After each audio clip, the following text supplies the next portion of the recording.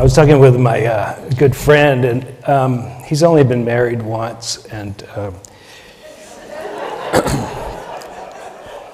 he asked his wife, he says, you know, am I the only one you've been with?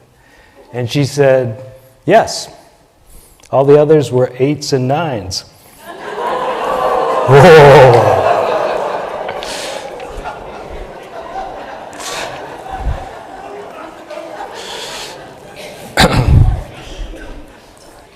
Should we continue with jokes? So the chicken and the egg are lying in bed. Chicken smoking a cigarette, head back, big stupid grin. And the egg is over there, more than a little irritated. And the egg says to the chicken, well, I guess we've answered that question for all time.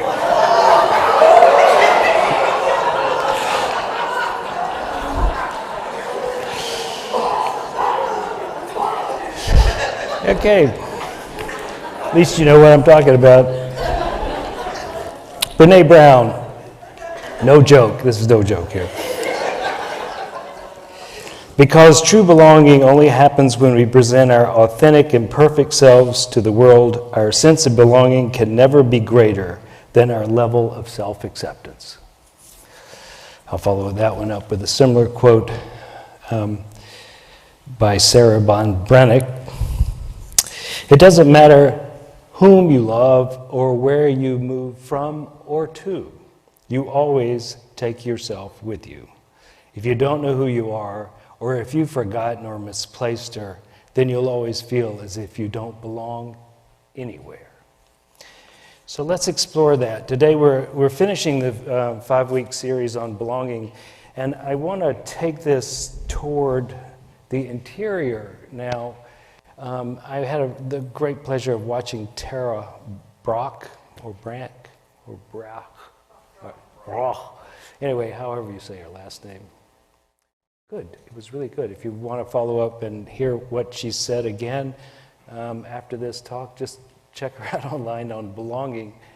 And essentially she said this, is that she first started the podcast with a quote by Mother Teresa. It says, we will never have peace until we know we belong to each other. And there's a corollary, I think, is we'll never feel peace inside ourselves unless we belong to ourselves. And that process is really one of self-acceptance.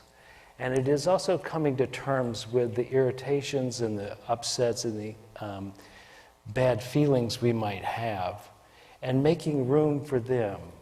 You know, so much of the self-help world starts off with the idea that we could eliminate all our negatives and become a positive human being. Do you find that to be true? Not particularly. We tend to continue to have the human experience, and we continue to judge other people based on their foibles or their weaknesses or where they don't match what we're looking for. A very short answer to that is something I was talking with a friend just a little while ago, and she had something to say about somebody we knew mutually. And I said, you know, everybody's got something, right? Which was really helpful when she launched into me later on. I said, everybody's got something, right? So in defense of self and others, you might want to use the phrase, you know, everybody does have something. We're all slightly less than perfect. And those of us who recognize that we're in this together as just human beings and not as saints or perfectionists, we just go, yeah, they got that. Or as a friend of mine said, you'll have that. Right? When somebody messes up with you or fails you or disappoints you or gets upset with you because you're doing what you want to do and not what they want to do, his phrase was, you'll have that. And I think that's brilliant, don't you think? It sounds like you're kind of a country man, you know, sitting on your butt. Someone says something and go, yeah, you'll have that, right? Don't take it too personally. A secret, one of the secrets, potential secrets, of really recognizing in another their uniqueness, I think, is to look them in the eye and see, while you're talking to them, to see if you can recognize what their eye color is. Because you really might not be interested in what they're saying, do you know?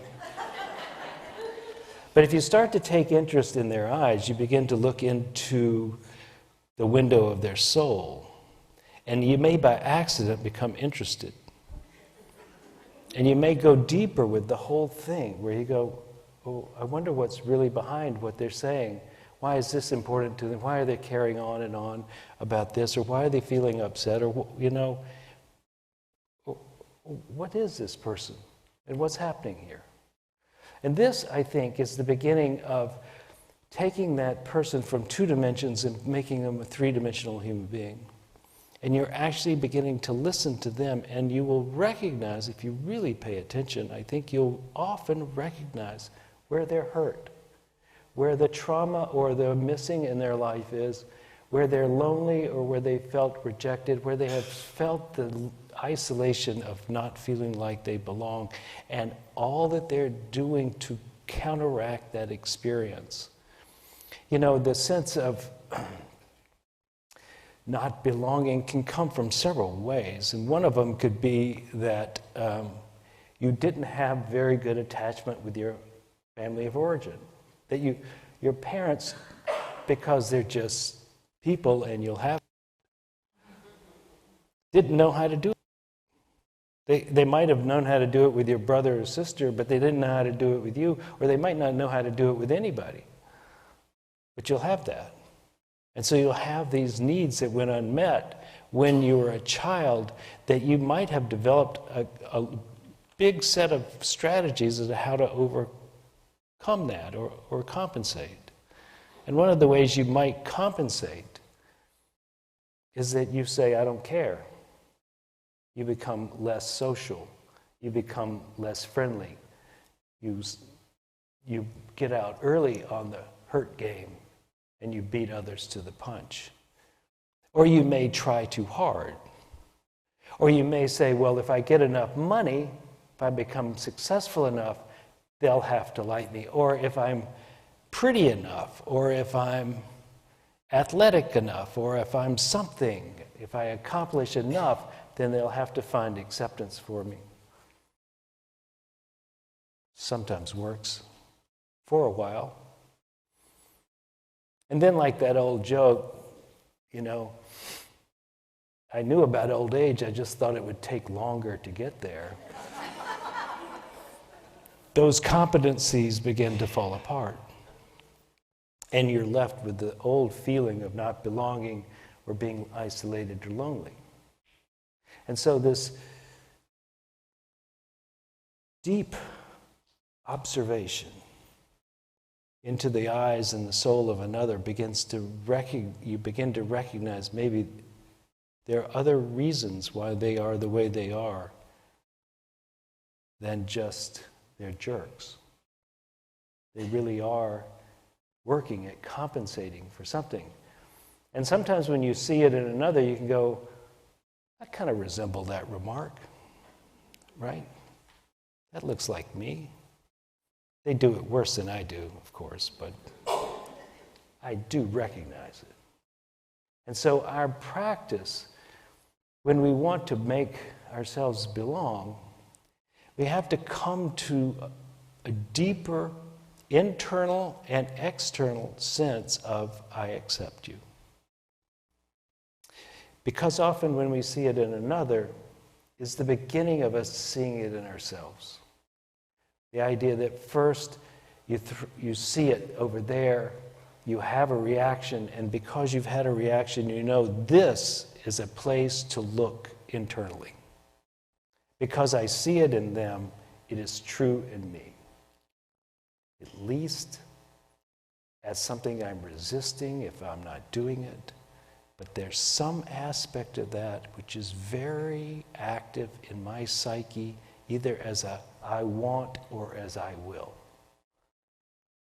So this practice of looking in another's eyes and seeing what color they are, and then traveling beyond the color into their soul, into their reactive being, into their desires and hopes and fears. This is the beginning of making the bridge between us and them, even if we don't like them. And so the practice of belonging really is an internal job as much as it is an external job. We've talked a lot over the last few weeks about setting the conditions for belonging in social settings and interpersonal relationships, but let's go down into us now. So think about your own emotions. For instance, think about being angry at somebody. Like you're really mad with them, and it's really beginning to eat at you. You're beginning to feel it, it's uncomfortable, it's persistent, it's now becoming a problem. And so one of the things you really want to do, especially if you know that anger is not good for your health, is you try to get rid of it, right? And how does that work? Not always so well. Because mostly, when you're having an experience like that, there's some need in you that wasn't met either in the past or right now, that this either reminds you of or is demonstrating right now. And that anger that you have is your reaction and your indicator that something's not being met in your life. Something is not being met, triggers the anger, and the anger is not the solution. It is not in itself transformative. It is the initiator of the transformation. It is what gets your attention, and you go, so mad. And then becomes the work. And the work could be summed up in self-acceptance. Do it this way, if you like. When you see that you're angry, and you recognize that because you're now beginning to investigate how it feels, bodily sensations, how it feels, where it hurts, or where it's tight, or what is tense. You recognize not only the label you put on it as an emotion, but the physical sensation that goes with it. You're going deeper into the experience. You're not saying, yeah, I know I'm angry, but not knowing it, not really knowing the anger. Instead, you begin to feel the sensations of anger. Tightness in the chest, throat closing down, shoulders hunching over, something. Because one of the things that's happening is that your body is going into its fight, flight, or freeze mode. You've moved from the cognitive mind, you've moved into the more primitive part of the brain. And it has a certain reflexive influence on the body. So you recognize where it is and how it feels. And to skip over this process and say, well, I know I'm angry, that's enough, is probably not correct. Go inward, become curious. Because the curiosity is the beginning of the transformation. Become curious, investigate what it is. And once you come into investigation, you might work on the next phase, which is acceptance. And by acceptance, it means, it's not saying you want it to be there forever, but that you accept it's there, and that it is a natural thing for it to be there, and it is not wrong for you to have that emotion, because then you're just adding shame on top of pain. So you move toward acceptance by accepting it being there. And it's very much like people you don't like can be in the same room with you without you having to throw them out. Right? You don't have to change the way that you can't say you want them to be there, but you accept them. Accepting them can come in this phrase: you belong to. In me, you belong to. You belong in me. And think about that. So that unacceptable feeling of loneliness or anger, also you belong to. Now, what a gentle approach to life that would be. You belong. Doesn't mean I want you to grow and become the dominant force in my life, but you belong. You're reminding me of what is unmet in my life, what is missing at this moment. And that need that I have to have it met, you're reminding me of that. So you belong. You belong because you're here.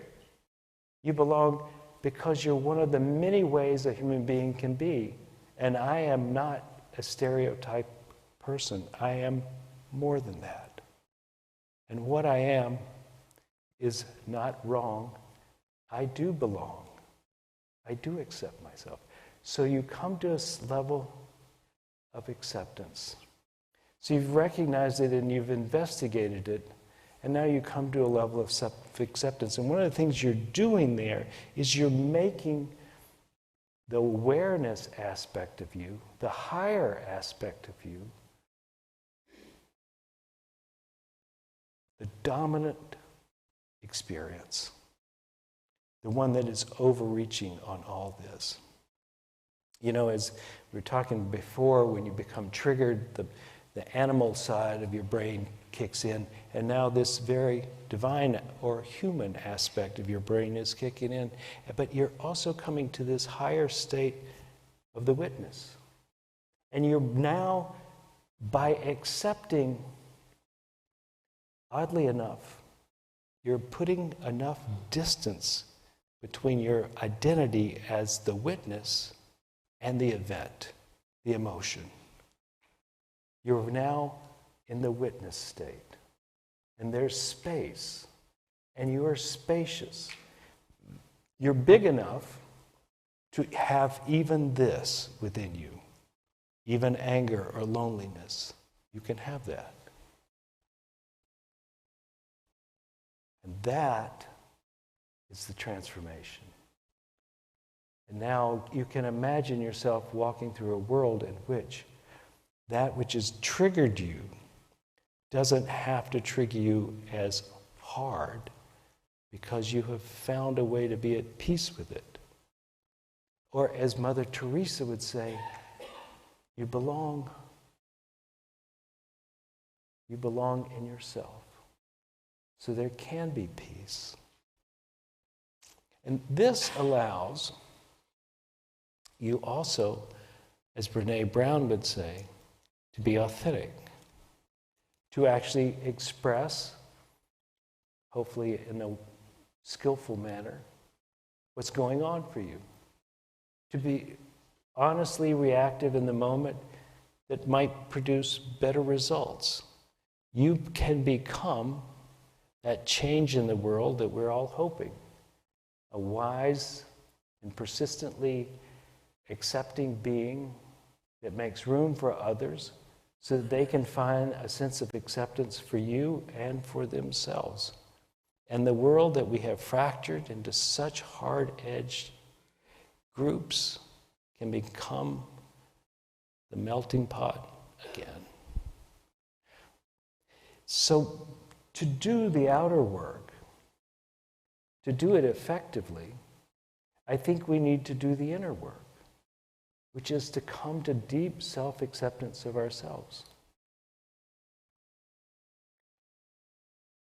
One of the things about human beings that I have begun to put in my soapbox is that we're all of that. We're the ego, we're the witness, we're the reactive one, we're the kind, we're the cruel. And if we can come to a sense of self-acceptance with that, I think we, instead of resisting letting it be so, I think we make so much more room to make improvements in our lives. When we're in the midst of boxing out that which we don't like in ourselves, it's hard to be creative. It's hard to be authentic. It's hard to be happy. It's hard to be peaceful. We need deep and profound self-acceptance. And no one can do that for you. They can help. They can be the image that you go, I like the way she does it for me. I'll do it to myself that way.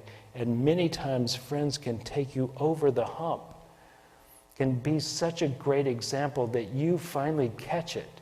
Oh, so that's how it works. Yes. That's what deep, deep friends do for each other. They basically say, you'll have that, right? So let's do a little practice. And what I'd like you to do to get yourself to that place is we're going to use a projection on someone else. So I want you to pick somebody you mildly dislike. I don't want your biggest enemy, right? We have 5 minutes. And you have to realize that if this is a long-standing and very persistent feeling you've had, if you pick that person, this may not fix it in one try. But like Ho'oponopono and all the other great forgiveness work, sometimes it just takes practice. But we'll do this, and we'll do 4 steps essentially in here. We'll do the first one, which is to recognize it, to pay attention. And by recognize it, you want to recognize your attitude toward them and what's causing you to be pissed with them. What's the problem? What's the problem you got? And recognize how it feels in your body to have that. And then we're going to move to a sense of acceptance. And we're going to say to ourselves, that feeling, it belongs. And investigate after that what need is not being met. What is it in you that you feel like you're not getting that's causing this to be that way? Or what is it you see in them that you don't like that, so maybe is somewhat present in me? Investigate. And then I want you to move to the witness state. Once you've given yourself the space to experience acceptance and to investigate, and just see if you don't have a little more space around the whole thing. And this is a practice you can do almost any time. With your eyes open, with them closed, someone present, someone past. If it's not moving too fast, you can do it in the present moment. If it's going too fast for you, maybe you'll have to do it later. Let's practice.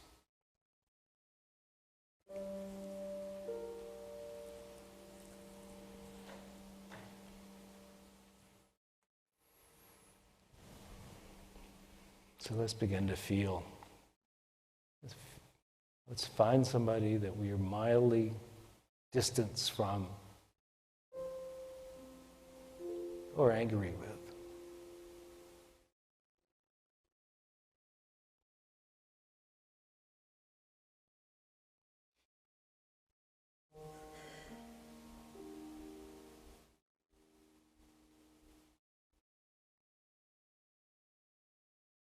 And begin to feel your feelings.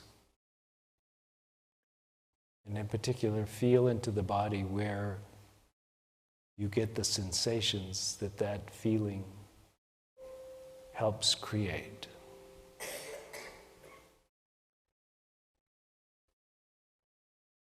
What is the sensation that you're feeling?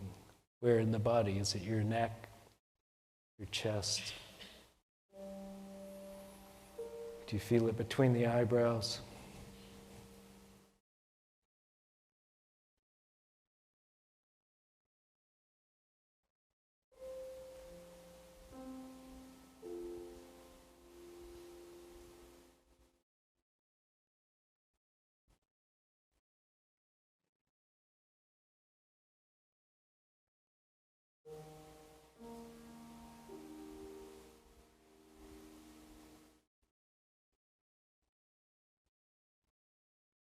Let us have a sense of acceptance that we have that. A sense of acceptance.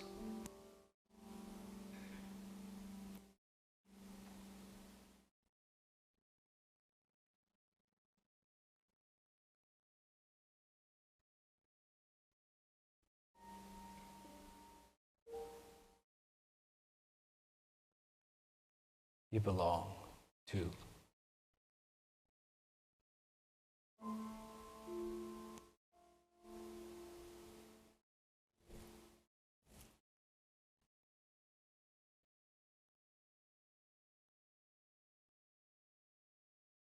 And now, what need is not being met in that situation?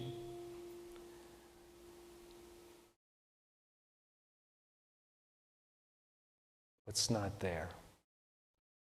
And maybe it's not been there for you for many years, or if ever, or it's relatively recent, but what's not there?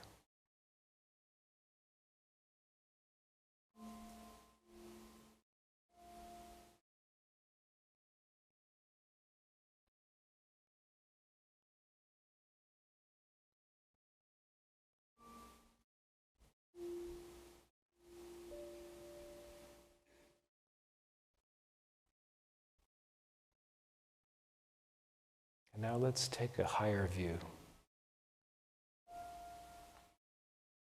Let's come at all this with the higher states of awareness.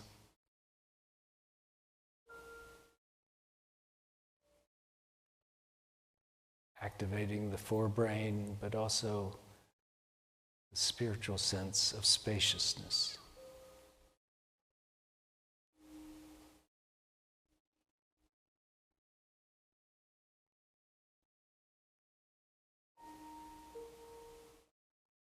And if you feel particularly stuck or in pain, let us have a prayer for grace.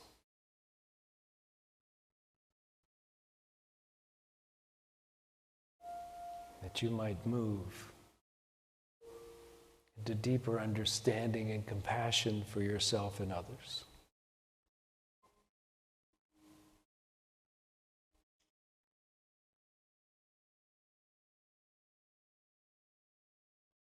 And relax. And trust.